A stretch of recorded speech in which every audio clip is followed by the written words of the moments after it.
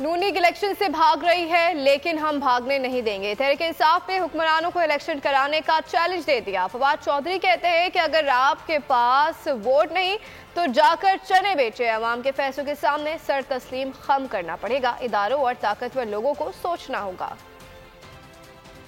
Election आपको करवाने पड़ने हैं। नून लीग को और पीडीएम की बाकी जमातों को भागना नहीं चाहिए। मैदान भी हाजिर है, घोड़ा भी हाजिर है। आइए मुकाबला करें और हम भागने नहीं देंगे। कितना भाग लेंगे आप? अगर आपके पास वोट नहीं है, आप जाके चने बेचें, कोई और काम करें। अगर आपके पास अवाम की सपोर्ट नहीं है, सारे पैसे तो आप पहले ही लंदन ले गए, आप वहाँ जाए ऐशी करें। अवाम के फैसलों के सामने सर तस्लीम करना पड़ेगा। हमारे यहाँ इदारों को, हमारे यहाँ जो ताकतवर लोग हैं, उनको सोचना होगा।